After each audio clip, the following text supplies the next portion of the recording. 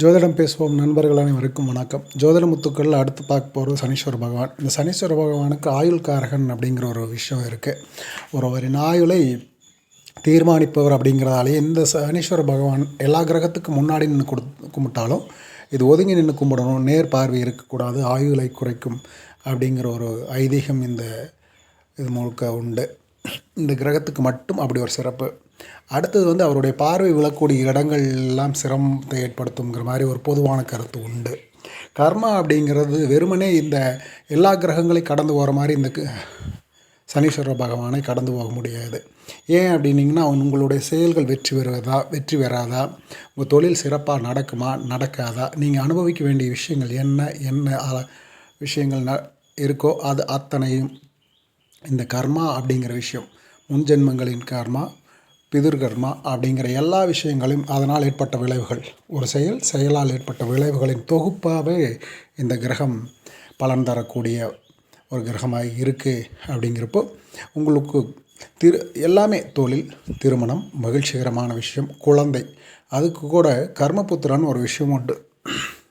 ஒருத்தர் குழந்தை கிடைக்காட்டி கூட அவருடைய பிதிர்காரியங்களை செய்வதற்காகவும் தர்ம காரியங்கள் செய்வதற்காகவும் சம்பிரதாய காரியங்கள் சொல்ல போகிற அந்த விஷயங்கள் செய்வதற்காகவும் ஒரு குழந்தைக்காக வேண்டி தவம் இருந்து பெற்றார்கள் அப்படிங்கிற மாதிரி விஷயம் கூட இந்த சனீஸ்வர பகவான் அனுகிரகம் இருந்தால்தான் உண்டு அப்படின்னு கூட சொல்லப்படுற அளவுக்கு இவருக்கான பல விஷயங்கள் வாழ்வியல் எல்லா விஷயத்தோடும் தொடர்புள்ள இருக்கக்கூடிய ஒரு கிரகமாக இந்த சனீஸ்வர பகவான் இருக்கார்.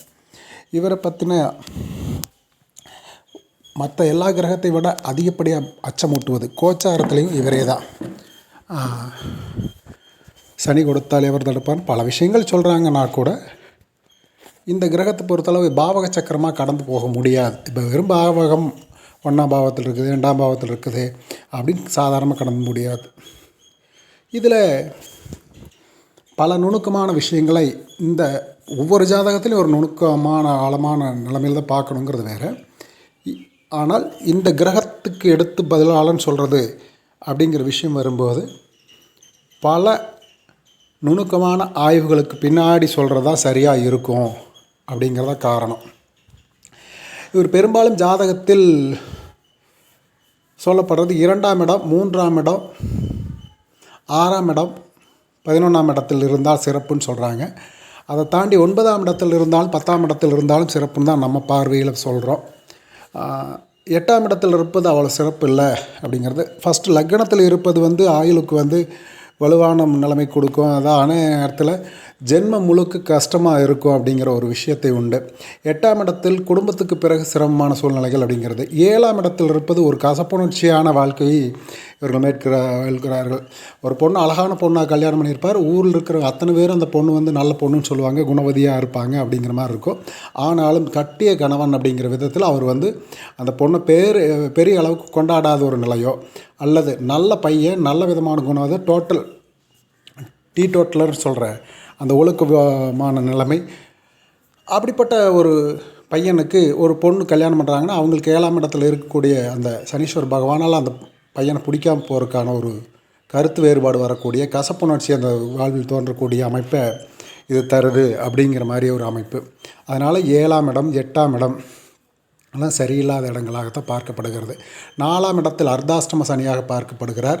5ஆம் இடத்தில் உங்களுக்கு பெண் குழந்தைகள் தான் அதிகம் பிறக்கும் அப்படிங்கிற ஒரு பெண் குழந்தைகள் தான் பிறக்கும், ஆண் குழந்தைகளுக்கான வாய்ப்பு ரொம்ப குறைவு அப்படிங்கிறது. ஆண் என்ன பெண் என்ன அப்படிங்கிற அந்த புரட்சி கருத்தில் ஒரு செயல் இருந்தாலும் இந்த பாவக சக்கரத்தில் வரக்கூடிய அமைப்பில் பெரும்பகுதி சனீஸ்வர பகவான் 5இல் இருப்பதை நம்ம அனுபவத்தில் பார்க்கும்போது பெரும்பாலும் பெண் குழந்தைகள் இருப்பவர்களாகத்தான் அவங்க இருக்காங்க. ஆண் குழந்தைகள் வாரிசுகள் இருப்பவர்களாக அவங்க இருக்கிறதில்ல அப்படிங்கிற ஒரு விஷயம் இருக்குது. ரேராக எங்கேயாவது 1-2 இருக்கலாம் அப்படிங்கிற மாதிரி. அப்புறம் பார்த்திங்க அப்படின்னா 6ஆம் இடத்தில் இருப்பது சிறப்புன்னு சொல்கிறாங்க. 7ஆம் இடம், 8ஆம் இடம் சொல்லிட்டு 9ஆம் இடம், 10ஆம் இடம், இதில் 12ஆம் இடம் மட்டும் ஒரு விதமான கொஞ்சம் அழுத்தமான சூழ்நிலை. அகன சயன சுகம் அப்படிங்கிற விஷயம் நீண்டதாக இருக்கும் அப்படிங்கிற ஒரு விஷயம். தூக்கம், நல்ல விதமான தூக்க அமைப்புக்கு இது ஒரு உதவியாக இருக்கலாம். மோட்சத்தன்மையில் இது பெரும்பாலும் ஒரு மெல்லிய சோம்பலை எப்பவுமே வச்சிட்ருக்குறாங்க இவங்ககிட்ட அப்படிங்கிற ஒரு விஷயமெல்லாம் உண்டு. 12ஆம் இடம்ங்கிறது பொதுவாக வந்து சந்திரனுக்கு 12ஆம் இடமோ ஏதோ வந்து சரியானதாக இருக்கிறதில்ல. கோச்சாரத்தில் கூட இந்த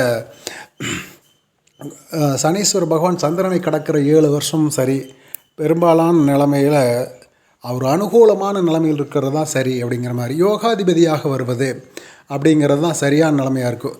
அவயோகியாக வரும்போது சூரியன் யாருக்கெல்லாம் யோகியாக வருகிறார் அவர்களுக்கெல்லாம் அவயோகியாக வருவாங்க சனீஸ்வர பகவான். இதில் ஹர்ஷனம் நாம யோகம், சோபனம் நாம யோகத்துக்காரருக்கெல்லாம் கண்டிப்பாக வந்து அவர் அவயோகத்தை தருகிறார் அப்படிங்கிற ஒரு விஷயம் இருக்கும்.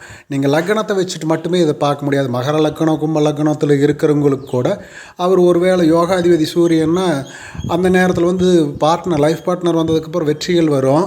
ஆனால் இந்த லக்னாதிபதியே வந்து அவயோகத்தை கொடுக்குறாரு அப்படிங்கிற மாதிரியான விஷயம் போகும். அதே மாதிரி கரணங்களில் சகுனி கரணத்தையும் கௌலவம் கரணத்தையும் சனீஸ்வர பகவானுக்கு கொடுத்துருக்காங்க.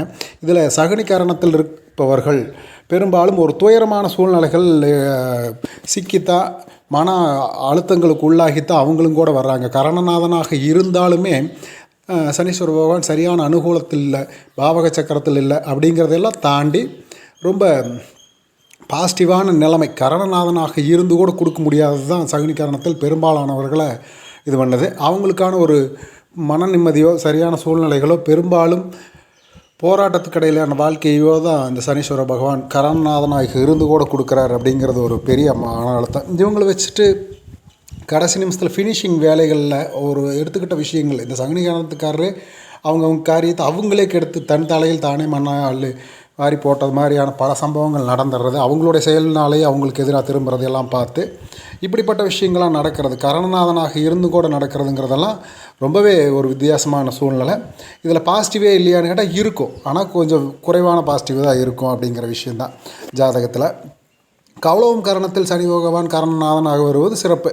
இழந்தையெல்லாம் மீட்டு உழைப்பை போட்டு ரெடி பண்ணிக்க வரக்கூடிய அமைப்பு உள்ளவங்களாக இருப்பாங்க அப்படிங்கிறது ஒன்று. யோகாதிபதியாக வந்து விட்டால் எந்த இடத்துல இருந்தாலும் சரியான அடியாக சொல்கிறார். இந்த 10 12 அப்படிங்கிற எந்த இடத்துல இருந்தாலும் பெரும்பகுதி அதற்கான நட்பலன்களாக மாற்றி தர்றார்.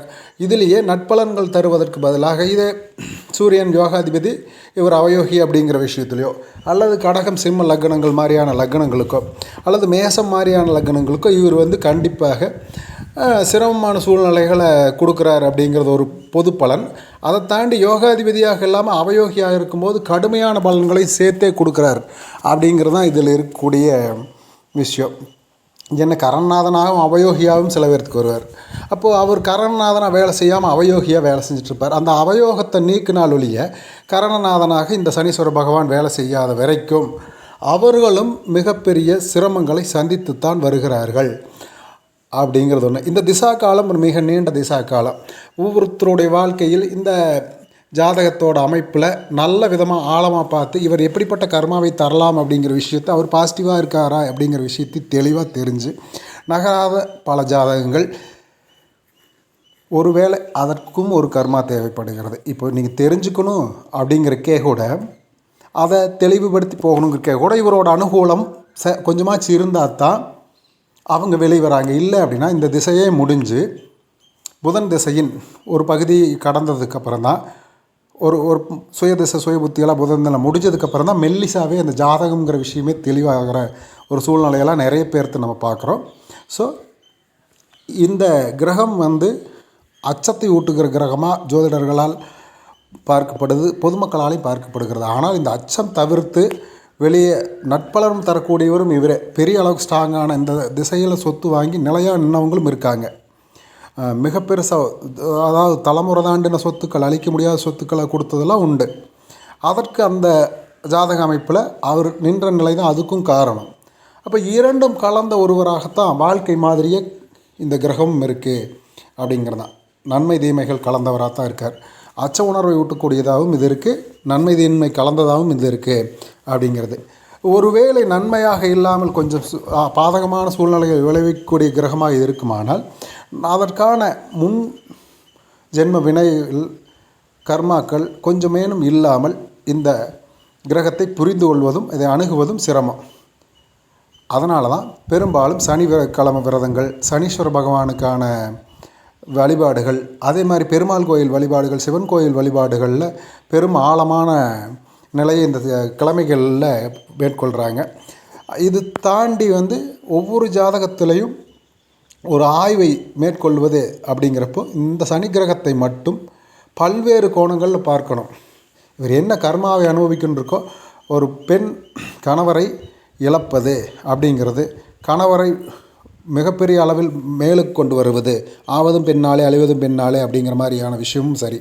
ஒரு ஆணுக்கான தொழில் சார்ந்த வருமானம் சார்ந்த புகழ் சார்ந்த வெற்றிகளால் ஏற்படக்கூடிய மகிழ்ச்சி, குடும்ப வாழ்க்கை, இதுகளெல்லாம் கூட அவர் கொடுக்குவார மாட்டாராங்கிறது கூட அச்ச உணர்வுக்குள் தள்ளுவது கூட இந்த சனீஸ்வர பகவானால் முடியும். நம்ம பேசிகிட்டே போனால் இது மிக பிரமாண்டமானதாக பேசலாம். 10 நிமிஷத்துக்கு மேலே ஆயிடுச்சு, 11ஆம் நிமிஷத்தை நோக்கி போகுது. கேள்விகள் இருக்குமானால் நீங்கள் கமெண்ட்டில் பதிவு பண்ணுங்கள். உங்களுடைய கேள்விகளுக்கு நான் பதில் சொல்கிறேன். இது மேலோட்டமாக பார்க்கக்கூடிய கிரகம் அல்ல, மிக ஆழமாக பார்வை தேவைப்படுகிற ஒரு கிரகமாக இருப்பதால் இந்த தொனியில் பேசியிருக்கிறோம். உங்களுடைய சந்தேகங்களை பதிவு செய்யுங்க, உங்களுடைய வரவேற்பை கொடுங்க. நன்றி, வணக்கம்.